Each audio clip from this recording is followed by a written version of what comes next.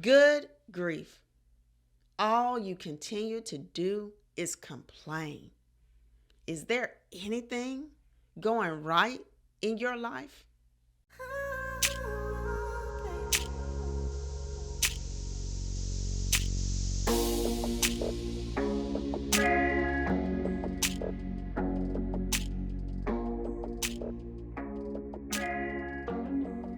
Recently, I was convicted by the Holy Spirit.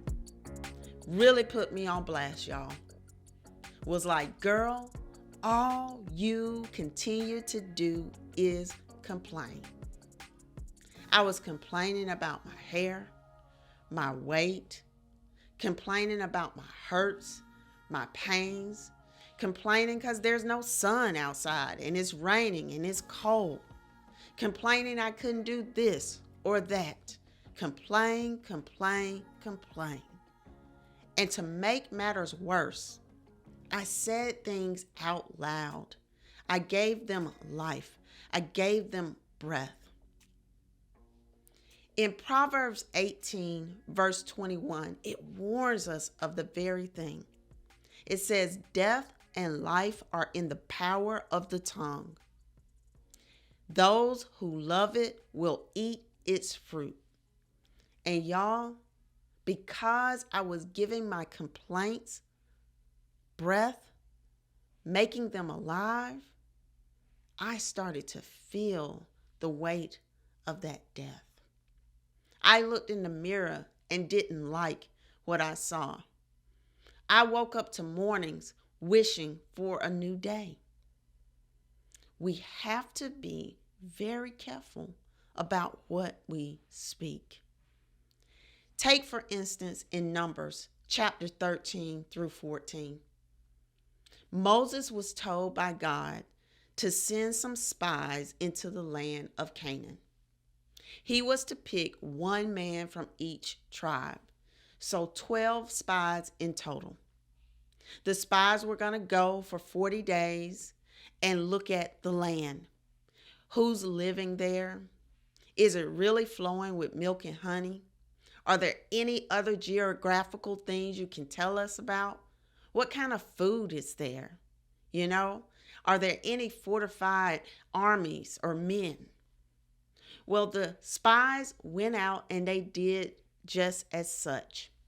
They even brought back some fruit. Fruit was so big that 2 men had to carry a cluster of grapes, y'all. So this land was beautiful, rich. It was the promised land. But you would think the men would come back with a better report. Instead, 10 of them reported, hey, it's too many people there. There's people surrounding the borders. There's people living there. And we look like grasshoppers compared to them. They strong, y'all. We can't overtake them. But 2 of the men, Caleb and Joshua, thought differently. And they spoke up. Caleb said, no, let's go. Let's conquer this land because God is with us. He promised this to us, so it's ours. Let's go get it, y'all. They wanted to stone this boy, y'all.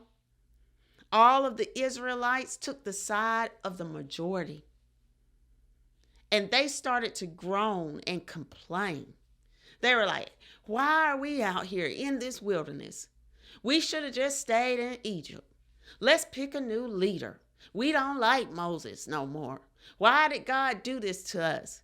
Why did he bring us here to die and feed our children to them as prey? Well, God knows all and is all, y'all. And he heard it. He got mad. And he wanted to end everything right there. But Moses pleaded on behalf of the people. He saved some of them, but not all. God told Moses to let them know that because they spoke it, they're going to get exactly what they said. You want to die in the wilderness? All of you that are 20 and over will do just such. and your children will be the ones to reap the benefits. And I'm also going to allow Caleb and Joshua, those who believed in me, believed in my promise, to make it into Canaan. And he did just that. Y'all, I know that is very radical. These people spoke death over their lives. We're going to die in the wilderness. And they did just that. But is it that radical? Aren't we doing some of the same things?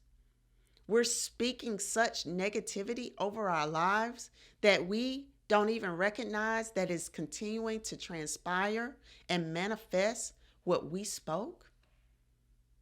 We have got to learn to control our tongue and to speak life over ourselves, to affirm the things that are right, that are noble, that are pure, to affirm our hopes, our dreams, our beliefs. I noticed that in the days that I've been complaining, I've been skipping one essential step in my morning. I make myself stand in front of the mirror and I say, you are beautiful, you are loved, you are strong, you are intelligent. I know I'm almost sounding like the help, y'all. You are kind, you are important. We have to speak those things over ourselves, over our children, over our circumstances. We may think that the power lies in our efforts, in our energy, but the true power lies in one of the most smallest parts of our body, our tongue. Speak life, y'all, and eat the fruits of life.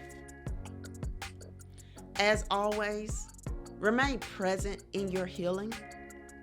And you know, I need y'all to keep your faith forever and ever and ever and always.